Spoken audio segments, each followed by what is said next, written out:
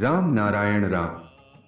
જો તમે કોઈની જમીન પર ઘણું બધું પાણી છોડી દો તો તમારું નામ કેસમાં આવી જશે, પરંતુ સમુદ્ર પર તો કોઈ કેસ થઈ શકતો નથી। તે કોઈની વાત સાંભળતો નથી, બધું સંપૂર્ણ રીતે વહાવી દે છે। કોઈને કંઈક કહેવાની તક પણ મળતી નથી। આ દેહમાંથી જ આદિસુર ઉદ્ભવશે।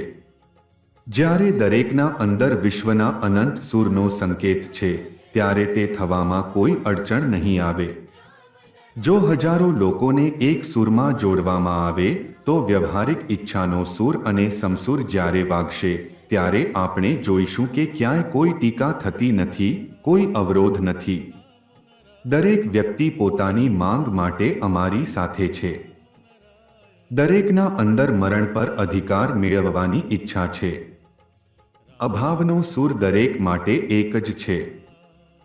તેથી જે લોકો તમારું મથું સ્પર્શીને મહાન બનવા માંગે છે, તેઓ એ કરી શકશે નહીં।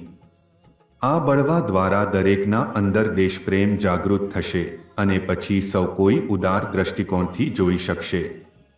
આજ આપણે પાસે કંઈ નથી। અમે કોઈની ટીકા કરી શકતા નથી। અમે લાચાર થઈ ગયા છીએ। વિવિધ મત પ્રણાલીઓમાં ફસાઈને અમે મૂર્ખ બની ગયા છીએ। અમે સમજી શકતા નથી કે શું સારું છે અને શું ખરાબ। દેશના યુદ્ધ અને વિગ્રહની દરેક બાબત મૂળભૂત નીતિના ખોટા હોવાના કારણે જ છે। રાજકીય નીતિ અલગ નથી, બધી નીતિઓ એક સમાન છે।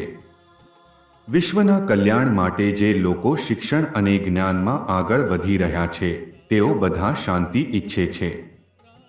જો દરેક વ્યક્તિ તે પરમ શાંતિ તરફ આગળ વધે, જો તમામ દેશો એક થઈ જાય, તો દેશમાં ભોજનનો અભાવ નહીં રહે।